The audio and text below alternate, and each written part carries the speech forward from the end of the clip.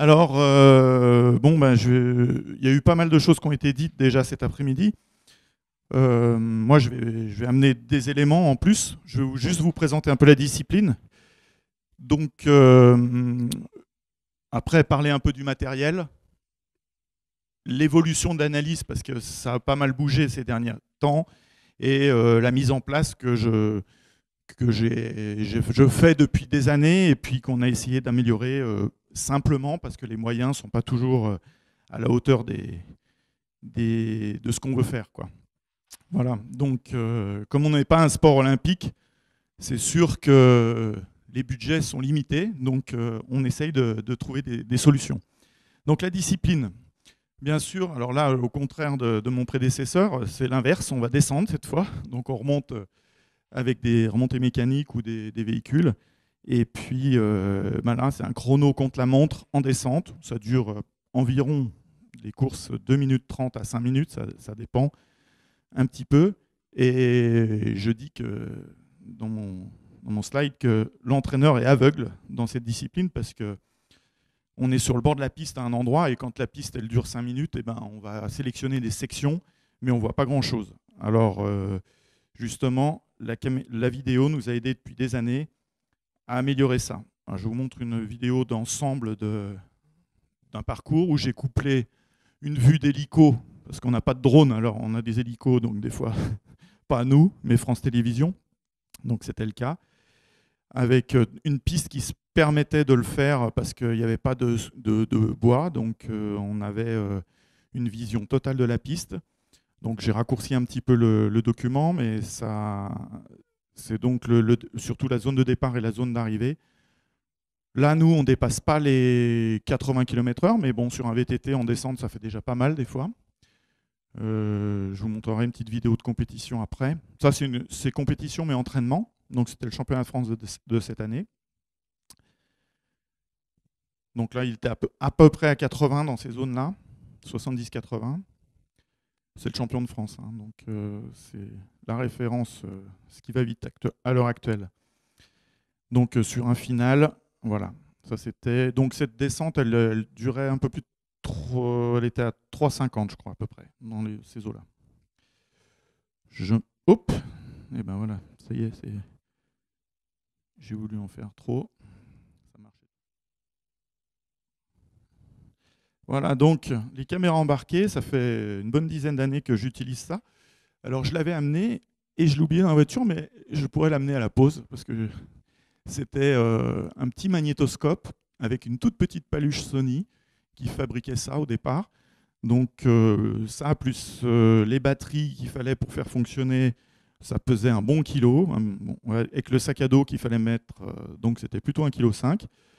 Et par contre, on avait des images qui étaient quand même bonnes. Et puis, comme l'avait dit Yvan ou comme l'a dit Thierry Franz, on s'en sert beaucoup pour visualiser et mémoriser le parcours à l'avance. Donc, c'est toujours le matériel a évolué. Hein, des grosses cassettes ou maintenant mini SD sur les caméras embarquées. C'est du top parce qu'on arrive à avoir du matériel qui pèse rien du tout. Aussi au niveau de la définition, et ça vous allez le voir dans les exemples que je vais vous donner après, il y a des définitions qui n'étaient pas très bonnes au moment en 720, on arrivait en plus, avant, là j'en parle après, mais avant il fallait capturer les images des bandes DV, donc en numérique, pour les analyser. C'était assez complexe, ça prenait autant de temps qu'on filmait, donc on filmait 1 heure, le soir il fallait faire l'acquisition pendant 1 heure et ensuite analyser. Donc ça prenait vraiment beaucoup de temps et d'énergie. Alors après, donc l'analyse vidéo proprement dit, l'évolution aussi. Au départ, on partait avec 2 unités centrales, un gros moniteur, et donc ça c'était moi qui viens du ski. En ski, ils avaient commencé assez tôt. Et j'avais fait venir la personne qui s'occupait du montage avec Dartfish à la Fédération française de ski. L'été, il était inemployé, donc il venait nous filer un coup de main.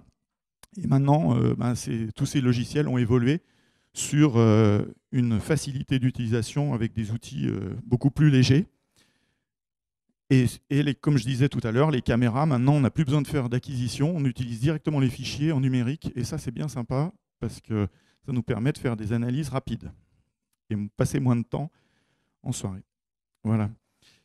Donc, la dernière nouveauté de l'année dernière, c'est l'arrivée des caméras en course, parce que le partenaire de l'Union cycliste internationale, qui est GoPro, pour ne pas le nommer, permet à des pilotes de prendre une caméra en course, ce qui était interdit jusqu'à maintenant.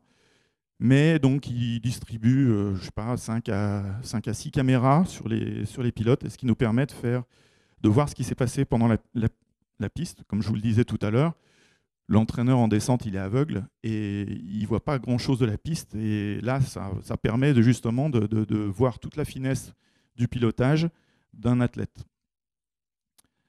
Alors, si on veut essayer de cibler une analyse vidéo, quand on va à l'essentiel, là vous voyez un résultat de course, c'était la finale de la Coupe du Monde à Méribel cette année. Méribel qui en ce moment organise les finales de Coupe du Monde de ski. Donc hommage à la station et à un collègue qui travaille beaucoup en ce moment, pour ne pas le nommer, Christophe Munier, qui a organisé toutes ces épreuves. Donc ils avaient permis aux pilotes qui sont en rouge de prendre des caméras embarquées. Et moi, ce qui m'intéressait, et ce que je vais vous montrer dans les exemples, c'est celui qui a gagné, donc l'Australien. Je ne sais pas si vous voyez très bien, mais bon, en chiffrage, il y a plus de 2 secondes et demie de différence sur une section qui dure à peu près une 27. Voilà, environ une 25, une 27. Il y a 2 secondes et demie sur le pilote français qui finit 11e et qui n'est pas du tout à sa place dans ce passage. Alors, on a passé pas mal de temps en analyse pour essayer de comprendre. Donc, un petit rappel, l'entraîneur, il voit que 20 à 30 secondes et le direct TV, ce qu'on voit sur les écrans, c'est à peu près 50 à 70% de la piste quand c'est pas bricolé, parce que des fois, sur les passages, ils mettent pas tout. Donc là, c'est ce passage dont on va analyser une section du passage. Donc là, c'est le pilote français qui, on ne se rend pas bien compte. Là, comme il passe en contre-la-montre, on ne voit pas trop les différences. Il faut avoir l'œil très aguerri pour voir les différences entre les deux. Ça, c'est donc l'Australien qui a gagné, qui fait le même passage, dans le même passage, pardon. Et l'analyse donc vidéo va nous permettre de voir un petit peu les différences qu'il y a entre les deux dans le détail. Alors, ce qui m'intéresse, c'est ce que je veux vous montrer en premier. Ça, c'est à peu près ce qu'a dit Thierry juste avant, là, sur l'analyse de trajectoire. Nous, on a une trajectoire, on a un parcours donné. Ce qui nous intéresse, c'est qu'il peut y avoir plusieurs lignes possibles. Et il va falloir voir laquelle est la plus rentable, parce que ce qui est important, il faut prendre des repères en début de section et fin de section. Ça peut être soit des arbres, soit des piquets, comme je l'ai mis.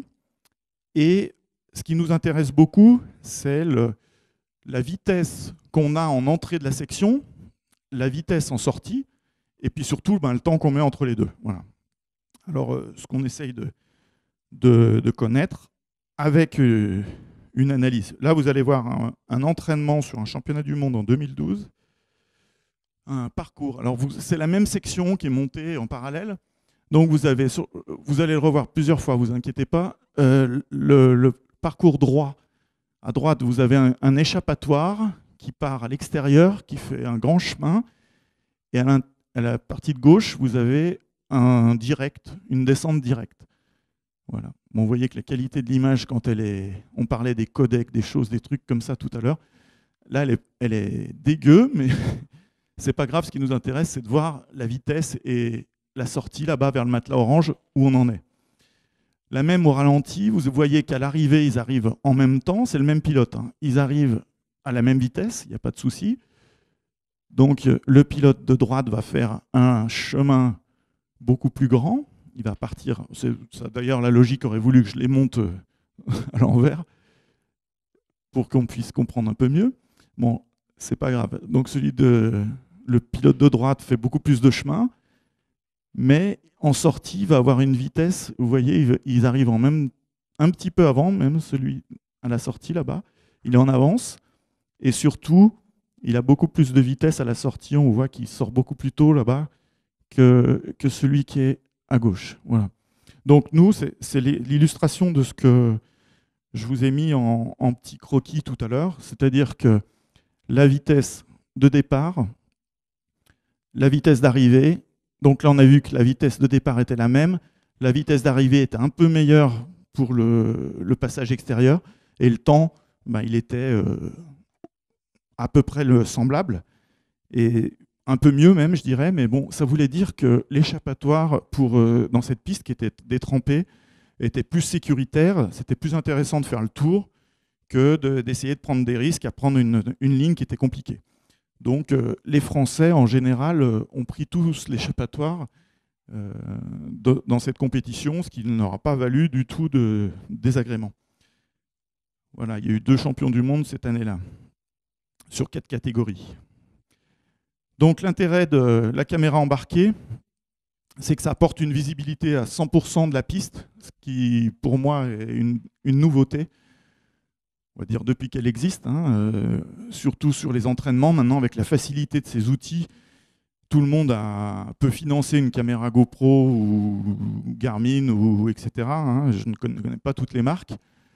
Ce qui est clair, c'est qu'elles sont toutes faites pour être solides, et ça, c'est intéressant. Dans nos sports un peu, où des fois on les met à contribution. Les images sont très stables, on arrive à faire des belles images très lisibles. Et donc là, le top de cette année, ça a été de pouvoir analyser en compétition les meilleurs pilotes. Je vous montre ce que ça donne. Là, tout à l'heure, on a vu les 2 pilotes sur la Coupe du Monde de Méribel. On va regarder l'analyse. Donc c'est la même chose que le même passage, mais vu de pilote. Donc là, c'est la vitesse réelle de course.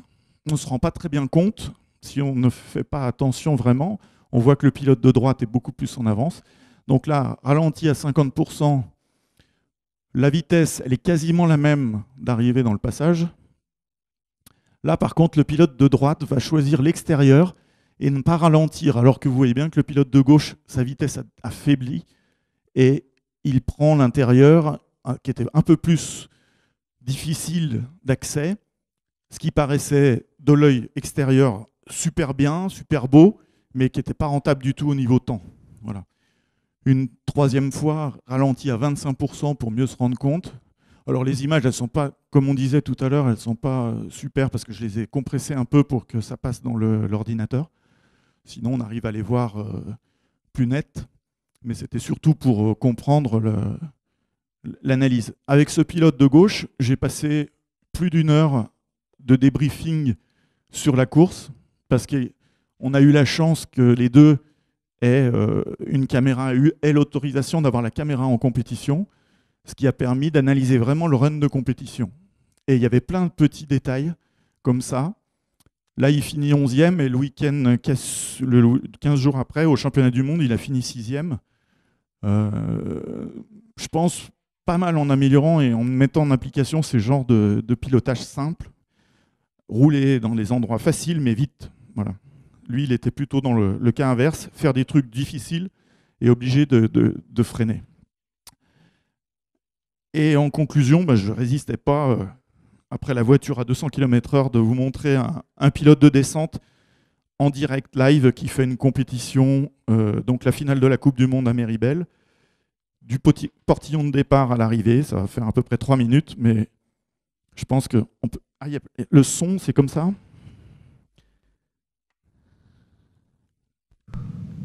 C'est plus mieux. Ouais.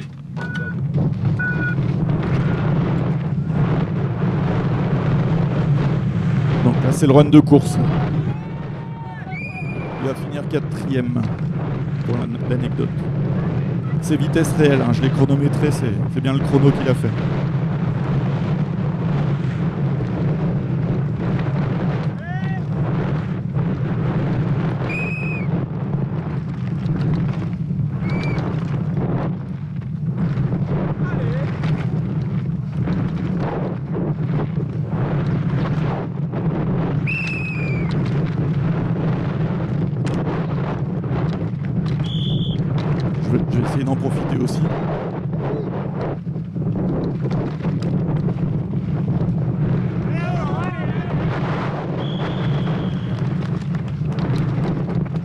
Là, la vidéo elle est posée sur le casque.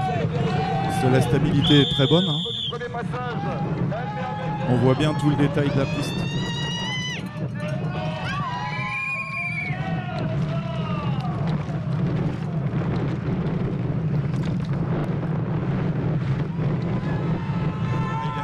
Il est à peu près à 60-65 dans les arbres.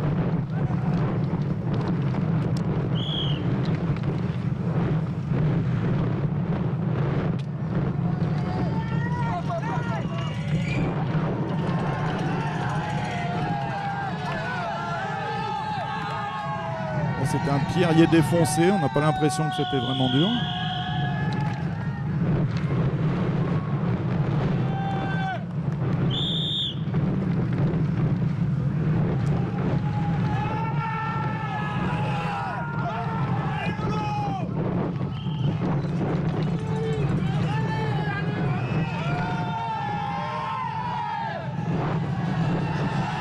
Là, c'est le passage qu'on analysait tout à l'heure, le même. Lui, il a pris extérieur en bas, beaucoup plus fluide.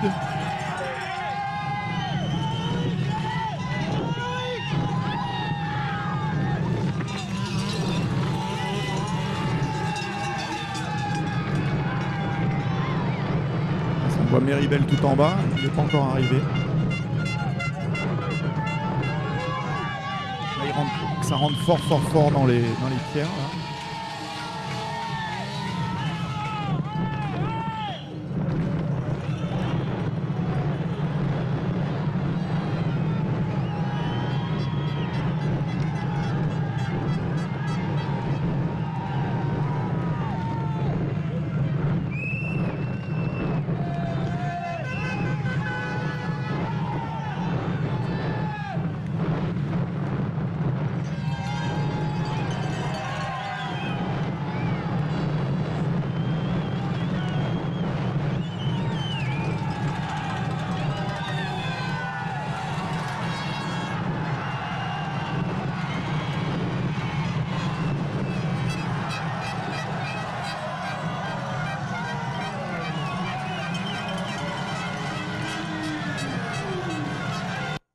Bon, il fallait rester concentré quand même, il y avait du bruit là.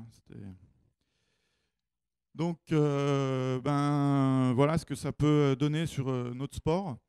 Bon, j'ai pas été très long sur les analyses parce que c'est quelque chose qui peut être un peu complexe au bout d'un moment, d'essayer de trouver les finesses de chaque passage.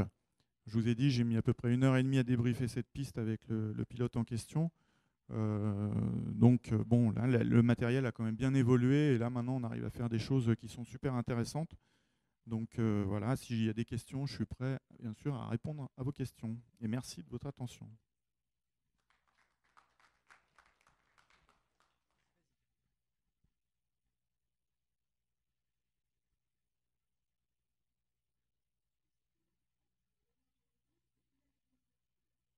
Oui.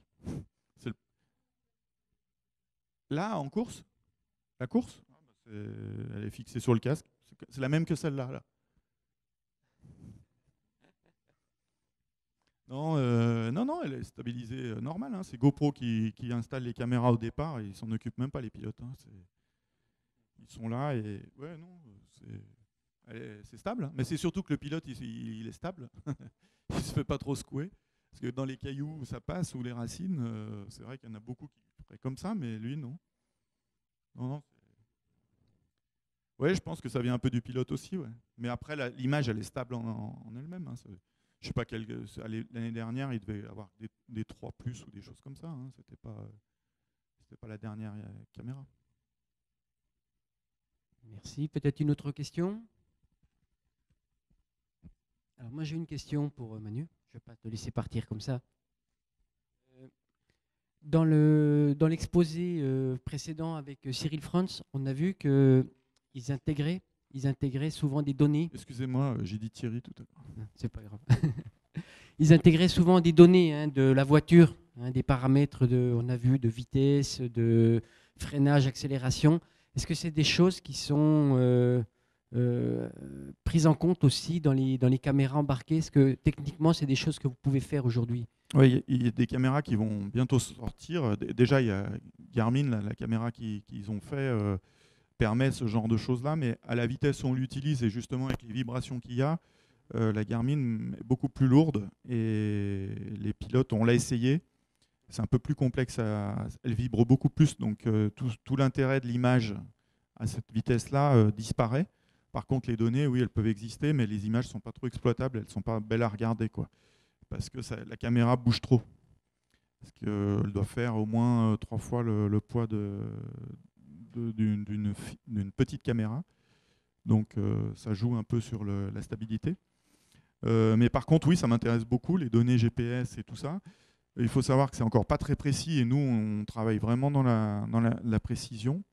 Et la meilleure exploitation d'analyse vidéo que j'ai fait, que l'on fait, c'est celle que on a mis en place parce que du coup, on fait comme ça toutes les corrections maintenant. Au début, on avait utilisé la superposition d'images pour plus rendre lisible, mais avec la problématique des arbres, de l'herbe, des trucs, c'était trop compliqué. Le logiciel mettait beaucoup trop de temps à calculer et puis avait du mal à affiner. Alors qu'en ski, ils utilisent toujours ça et c'est très stable. L'image est très belle à exploiter. On lit très bien les choses. C'est très intéressant. Nous, on n'a pas effectivement pu le faire. Donc, le GPS, oui, quand il va avoir encore plus de précision, les caméras qui seront encore plus précises, ça va nous servir beaucoup. Ouais. Parce que là, ce dont j'ai parlé sur l'analyse, elle peut être mise en place à chaque personne. C'est une analyse qui est possible de faire avec les logiciels gratuits.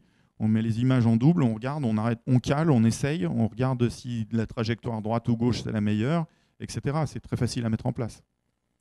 Je disais, on fait des analyses pour le haut niveau avec des moyens simples. Enfin, j'ai quelques souvenirs quand on a travaillé ensemble il y a quelques années, mais je voudrais souligner l'efficacité quand même de la méthode, même si tu dis elle est relativement simple. Je me rappelle au tout début, tu avais placé le long de la piste, je ne sais plus, 10-15 caméramans pour pouvoir faire un montage bout à bout toute la nuit. Et au petit matin, donc, les pilotes avaient l'intégralité de la descente. Donc voilà, je tenais à souligner quand même le travail de Manu, qui est un précurseur quand même. Et je suis ravi en tous les cas de t'accueillir ici aujourd'hui Merci. pour nous présenter ce travail. C'était à l'époque, c'était parce qu'on n'avait pas les moyens, on n'avait pas les caméras embarquées qui permettaient de faire ça. Donc maintenant, sur le terrain, on met moins de monde et on a des caméras embarquées de tous les pilotes et on arrive à faire des analyses comme ça qui sont aussi pertinentes. Voilà, on a. Peut-être que je mettais la barre aussi très haute pour des fois pour pas forcément retirer un très bon parti pour les pilotes, hein, parce que bon, je pense que ça servait beaucoup hein, quand même l'analyse, mais on n'avait pas ces logiciels tout simples d'utilisation, on passait beaucoup de temps effectivement, et à l'époque c'est donc une personne qui venait souvent nous aider pour s'occuper que de ça, quoi, parce que lui il y passait la nuit ouais, souvent. Là, je poursuis un petit peu s'il n'y a pas d'autres questions. Oui, Jean-Jacques. Et puis une question aussi ici. Moi j'ai une question, le débriefing avec le pilote par rapport aux images qu'on a vues là, il consiste en quoi? C'est le travail sur la prise de repères comme on a vu dans le rallye ou... C'est le petit exemple que j'ai montré où il est les deux caméras embarquées l'une à côté de l'autre. Et avec Innovea, hein, on bouge, on déplace, on dit tiens, bah, de telle zone à telle zone, regarde ce qui se passe. Ça, c'est pas bon parce que bon, quand on est parti du constat du chrono en 1 minute et demie qui prenait 2 secondes et demie, je dis là, il y a un problème, il faut qu'on regarde parce que c'est clair que ça va pas, quoi. Donc, s'il veut être un jour dans le top 3 mondial, il a déjà gagné une Coupe du Monde, hein, donc il a quand même envie d'essayer d'aller plus loin. Et c'est vrai qu'il faut comprendre les choses. Et donc on a débriefé de la course, de cette course-là dans la semaine qui précédait le championnat du monde. Et au championnat du monde, il a fait la meilleure perf de la saison parce que je pense qu'il a compris qu'il fallait piloter simple. Parce que c'est un pilote qui engage beaucoup, mais qui ne se rendait pas compte de l'inefficacité de son pilotage à des moments, quoi. Voilà. C'est tout, c'est juste la nécessité de faire des retours sur les compétitions. Là, je vous dis, hein, il n'y a pas beaucoup de pilotes qui pouvaient le faire, puisqu'il n'y avait que 4-5 pilotes qui avaient les caméras embarquées en course. Donc ça tombait qu'il y avait les 2 Français, plus le vainqueur. Donc c'était pile poil pour le faire. Merci. Une question? Oui, merci pour votre présentation. Donc c'est une question un petit peu pour tous les entraîneurs de pilotes. Est-ce que si un jour donc, les systèmes de caméras embarquées permettent de visionner en temps réel ce que fait le pilote, est-ce qu'on peut imaginer donner des conseils dans une oreillette carrément pendant la course, ou est-ce qu'il vaut mieux laisser le pilote se concentrer sur sa course? Non, il n'entendra pas. On a déjà fait à l'époque, il y a 20 ans, c'est loin déjà. Mais bon, il y a une vingtaine d'années où je donnais comme en piste, en course moto, où on balance des panneaux avec les temps les plus ou les moins. Et on le faisait, on se mettait à une zone où ça ralentissait un petit peu, où le pilote avait le temps de le voir. On a essayé, ça marchait, mais bon, c'était une époque où maintenant, les différences, à l'époque, il y avait 10 secondes de différence des fois entre les pilotes sur 6 minutes. Là, maintenant, on est dans des quelques centièmes pour 10 places. Donc, en une seconde, des fois, il y a 20 mecs donc, sur la descente, donc c'est serré. Et on ne peut plus s'amuser à ça. Les oreillettes, les conseils donc déjà il y a un problème de portée. On peut pas être partout. Je vous ai dit que l'entraîneur il est aveugle, donc il voit pas forcément tout le parcours et il peut pas dire au pilote où il en est et sur la longueur du parcours, c'est pas possible. Donc ça pourrait être un endroit, mais c'est pas. Il faut être placé au bon endroit. Non, je pense que tout le travail se situe en amont. C'est là où on doit intervenir sur le pilote, on doit le préparer, bien caler les choses avec lui. Et puis, une fois qu'il a toutes les cartes en main, c'est à lui de jouer. Après, on ne peut plus l'aider, c'est à lui de jouer. Après, on peut redébriefer derrière sur ce qu'il a fait, mais c'est évident qu'on ne peut pas lui donner des conseils en course. Mes collègues du cross-country, eux, alors, ils se régalent parce qu'ils ont toujours la possibilité de le faire sur des parcours de 1h30. On peut toujours donner des avances, des conseils, des choses à faire. Mais nous, c'est pas possible, vous avez vu, hein, c'était la vitesse réelle. On a l'impression que c'est en accéléré, mais non, là, on est bien dans la course. Là. Moi, il peut pas faire autre chose que de penser à ce qu'il fait, quoi. Alors, peut-être pour te répondre juste pour la partie cross-country, les oreillettes sont interdites. Elles ont été autorisées à une époque. C'est interdit des hommes. D'accord, ouais. Donc voilà. Non, on arrive à parler sur le terrain et les athlètes arrivent à nous entendre. Ils nous le disent aussi en compétition, même quand il y a du monde, si on est à des points clés, ils arrivent à nous entendre. Par contre, avant les compétitions, on établit différents schémas, c'est-à-dire un circuit peut évoluer au cours du temps. L'année dernière, le mondial, c'était ce qu'on appelle des ardoisiers, en fait, qui se creusent avec la course. Donc c'est possible qu'au bout de 3 tours sur 6, on dise à un athlète au-dessus d'une descente, attention dans le pierrier machin, extérieur. Parce qu'à l'intérieur, ça ne passe plus, c'est trop dangereux. Et ça peut aussi évoluer avec la météo, tout simplement. Parce que des fois, il se met à pleuvoir milieu de course. Et là, il y a le pierrier qui passait sur le sec ne passe plus, donc il y a une trage. Et des fois, on les aide à prendre des décisions, parce qu'ils sont dans leur course. Et voilà, des fois, voilà. Merci Yvan pour ces conseils et ces informations précieuses. D'autres questions? Peut-être une dernière, je m'adresse à Manu. L'utilisation de la vidéo pour vous, hein, et aussi auprès d'Yvan, c'est un outil de travail. Ce n'est pas une fin en soi, si j'ai bien compris. Hein, c'est vraiment un moyen d'optimiser, hein, la performance. Aujourd'hui, on voit se multiplier l'utilisation, hein, de caméras GoPro auprès de jeunes pas forcément formés, pas forcément aguerris, hein, aux techniques de pilotage. Est-ce que dans vos pratiques respectives, vous avez vu peut-être une augmentation de la fréquence des accidents, parce qu'il y a une espèce de surenchère, on a l'impression, sur la fabrication d'images, hein, qu'on va mettre sur Internet, avec pas forcément, on va dire, un niveau de pilotage suffisant pour s'engager, hein, dans des descentes comme on a pu le voir dans les différentes vidéos? Moi, non, j'ai pas remarqué ça sur le milieu de la compétition. Après, je pense que dans le milieu loisir, oui, effectivement, même en ski, hein, on voit des gens maintenant, il y a 80% des gens qui ont des casques pour se protéger, mais 50% des caméras embarquées, pardon. C'est pas des frigidaires sur la tête. Et c'est vrai que ça peut peut-être, dans le secteur plutôt du loisir, faire un peu disjoncter les gars, mais dans la compétition, nous, ça change pas grand-chose. Les gars, ils savent ce qu'ils ont à faire. C'est un peu l'histoire des conseils en course. Une fois qu'ils sont dans le portillon, c'est eux qui sont sur le vélo. Hein. Après, nous, on n'est plus là. Hein. Donc, on fait tout pour que ça se passe bien à ce moment-là, mais c'est pas. Donc là, la GoPro ou pas GoPro, il va pas aller tenter un truc en plus ou en moins. Hein. Ce sera un fait de course, quoi, on va dire, mais ça sera pas pour tenter, quoi. Par contre, dans le loisir, ouais, je pense que ça doit occasionner des choses qui sont pas. Qui n'auraient pas eu lieu s'il n'y avait pas ces outils, quoi, ouais, de communication. Merci Manu. Je pense qu'on va peut-être arrêter là cette deuxième session. Petit break. Et on reprend un petit peu plus tard. Je me tourne vers Jean-Jacques. La reprise, c'est à quelle heure ?